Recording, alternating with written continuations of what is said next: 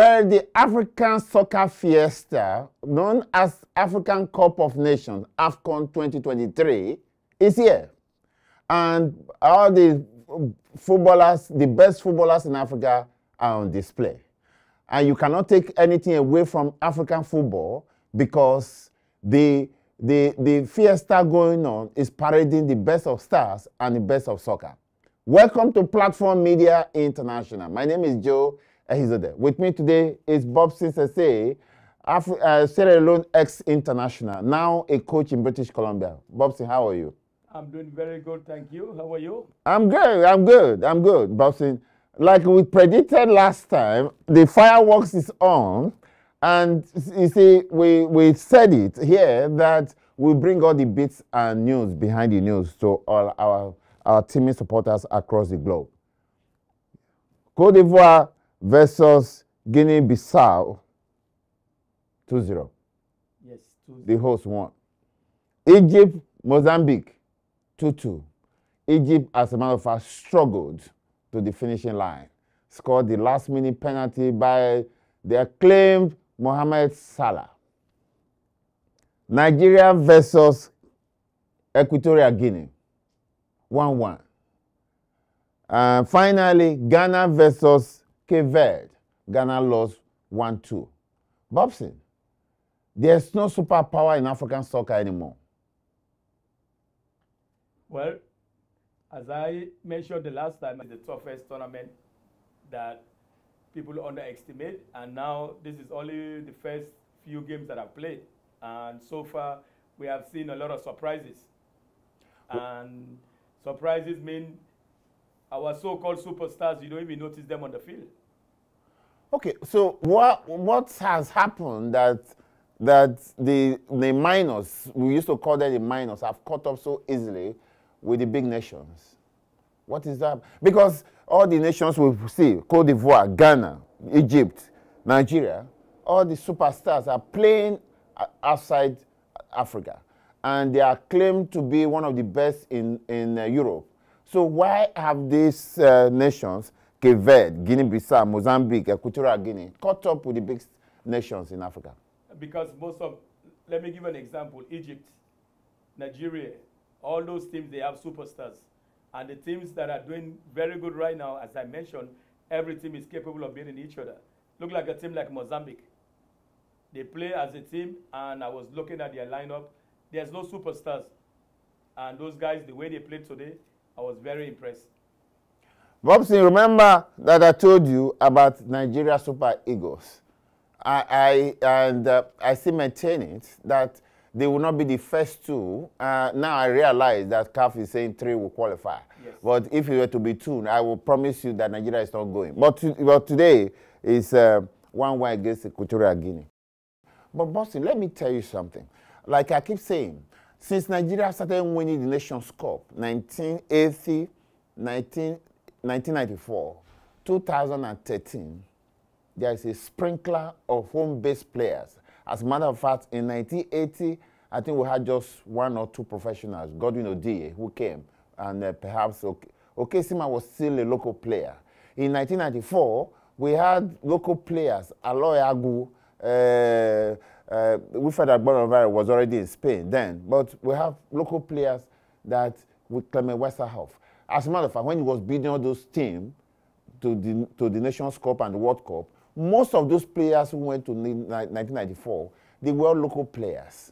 Then Keshi, Stephen Keshi, when he went to South Africa with the Super Eagles, in 2013, 6 home-based players, I'll give them the names. Nigerians will remember. Ejiko Zoyem, Azubike Gwoke, Chiboze Agbi, Godfrey Obobana. Godfrey Obobana came from one team in Akure and manned the center defense with Kenneth Omeru. And they had a very clean championship. They won. But right now, not one from the local league. People tend to tell me that the local league is there, and therefore there's no local player in the local league. That's an insult. Well, it is an insult, but the reason why most of the home-based players do really good in tournaments like this, because our so-called professional soccer players, one, they have big contracts. And when they have big contracts like this, sometimes they tend not to give 150% because one, if they get injured and they go back to their club, it's going to affect them. Then you have the local players.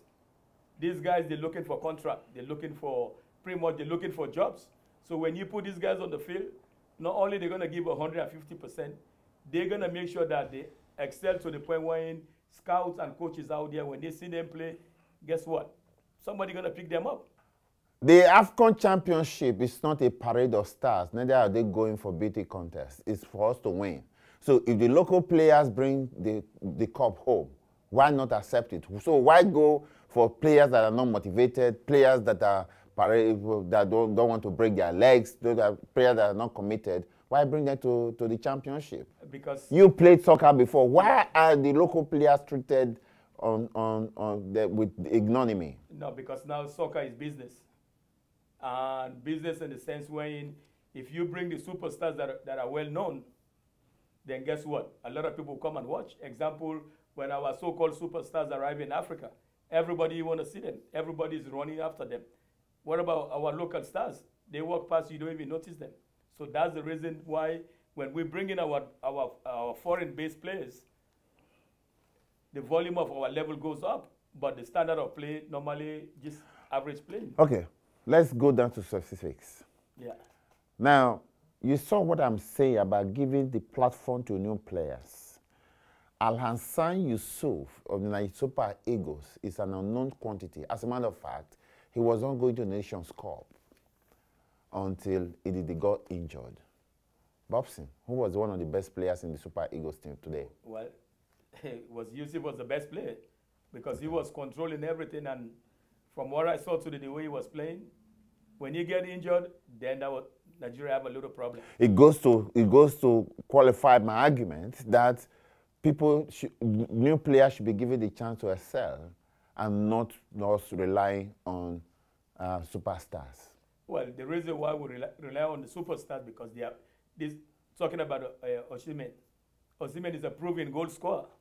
But today, look what happened. Look at the chances that he's missing. This is a guy that is scoring goals in Europe. But when you come to African soccer is different because guess what? Those guys, teams that are using local players, they are very hungry. They want to make names. So that means when they step on the field, they don't care who you are, where you come from. They're there to prove a point. There's one other thing that I want to also bring to viewers' attention. The weather. If you are playing in Africa, if local players who are used to the weather play in African Championship, they will not have problems. The foreign players were gasping for breath, 32 degrees centigrade with high precipitation. And I can see some of the players were falling down, they were getting cramps. And these are because these players are coming from sub-zero temperatures and going to 32, 33 degrees centigrade with high humidity. And that's another thing that people should consider. When you played, I don't know whether you were professional then or you were local based. So was that not a factor? Well, yes, it is, because I remember one year when we went to Sudan. I've never seen or go to a stadium. When we came out to warm up, when I looked up, 90% of the people in the stadium, everybody's wearing white. And I keep asking myself, why? And I talked to some of the Sudanese players. They said because it's very hot. That's why all the Sudanese people that were watching the game, everybody's wearing white so that it can be a little bit easier on the heat for them. Then again, the Nations Cup, the FIFA gave every team 2 weeks to prepare. Or to acclimatize. Yeah. So if some of these coaches, they don't release their players on time, then they get there 2-3 days before. It's going to be hard for them because the humidity and everything else in Ivory Coast is very, because look what is happening. Some of them are cramping, some of them are running out of breath and can't even run. So what impressed you about Nations Cup today? Is it the organization? Is it the player, the coaches, or what has impressed you so far? Coaches is out of the way. There's only one coach that kind of, I would say, okay, maybe first game Mozambique. But so far the organization and the way Ivory Coast prepare for the tournament, the stadiums, and the performance, the opening ceremony, kudos to Ivory Coast. Job well done. Made us as African, we're very proud because when you see those stadiums, you think that you're in Europe. Yeah, I can also see the Yeah. coverage, the media coverage. Media coverage. There's a 360-degree media television camera. Yeah. Which happens in any part of Europe, and it's come to Africa. Yeah. So kudos to Ivory Coast and CAF. Yeah. Because CAF is the marketing body. So what about, you mentioned about the organization. What about the pitches? Do you see? Few pitches were a little bit bumpy today because those ones, I don't know why they did not do a good job on some of those fields. But because I understand that when you mow the lawn on the pitch, you are supposed to water it. Yeah. But those pitch look so dry, and I can see the ball control is very faulty. Well, yesterday I was listening to my brother Daniel Amokachi, is one of the reporters there. He said it was there at the field when they were trying to level the field. He said normally when they do that, they're supposed to put some water on the field for maybe an hour, so that the next day the surface is going to be at least playable. He said, but it was there for more than an hour. There was no water, there was nothing. So that's why the field was dry. Really dry. The ball was bumpy. Yeah. Now, looking at our so-called professional players, they are not used to play on the pitches like that. Okay, we'll talk about specifics. Did you know, I think you should notice that because as a former player, there was not the cohesion among Nigerian Super Eagles. They cannot string like 6 passes or 4 passes together. Is that a result of lack of confidence? Is that coaching, or they're scared, or the pitches are bad? Well, you can look at it in different ways. I'm not blaming the coach on that, because as a professional soccer player or someone that's been playing soccer for a little while, you should be able to adapt and able to control the ball and do your little passes. So for them not to be able to make 2 or 3 passes, I don't understand the reason why. Yeah, I can understand once in a while the pitches are very bumpy and all that, but a team like Nigeria, with the kind of players that they got on that field today, I was not impressed, but I'm still going for them that they can go all the way. I told you in Group A, Nigeria may not come out. And in Group B, I told you that Ghana too may not come out. And look at it. Nigeria 1-1, Equatorial Guinea, Ghana is a loss to Cape Verde. Yeah. And it goes to show that maybe I have the third eye. Well, with Nigeria, the way they played today, yes, they did not win the game, but they tried their best. They did what they're supposed to be doing. The only thing, the result did not come out. The guy that we thought was going to score the goals have the chance, he did not finish. Then we go to Cape Verde and Ghana. I was very impressed with Cape Verde too, because Ghana was kind of disappointed, even though I picked them to go through in their group. But the way I saw Cape Verde play today and Mozambique, those 2 teams,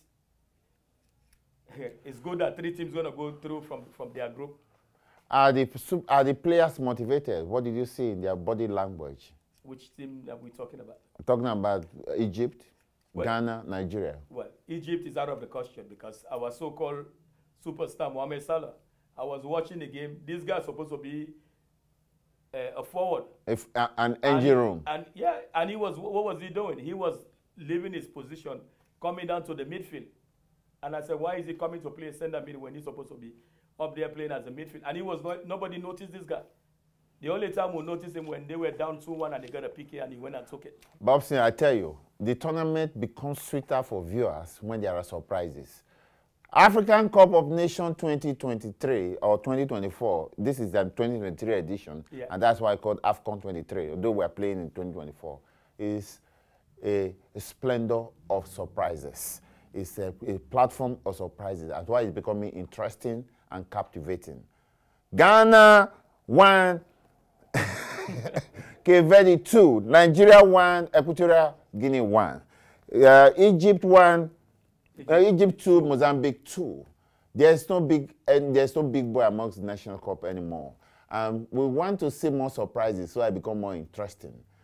The era of people being blown away is gone, forever. That's why African football has come of age. Yep. And it will be of interest all over the world to see that the known quantity, maybe Mozambique or Sierra Leone, maybe one anytime, because Sierra Leone is not in the Nation Cup. Yeah, maybe one of these unknown countries or little-known countries will carry the cup, and then other countries will not have to sit up. As I said last week edition, I said the African Soccer Tournament is one of the toughest tournaments. Every team is capable of beating each other. It's like the EPL, British League. Yeah. Well, thank you very much, Bobson. I can't thank you enough for coming to the studio. Bobson, let's see how this thing goes. Well, and you still maintain that Nigeria and Ghana will still make it. Well, I'm not that hopeful, and I hope our viewers will listen to us. I'm yours sincerely, Joe Ehizode, presenting. Catch us on Facebook, Instagram, and X. It's no longer Twitter. We are there to give you all the bits and pieces. Tune in and stick with us. Bobsy, thank you, and I wish to see you again in the studio. We're going to be here again next week. My people, we're going to bring you everything that you need to know about the African Soccer Tournament that is happening in Africa. Tune in for Platform Media International to get all the latest information that you need to get. Thank you for the endorsement. Have a good night, guys.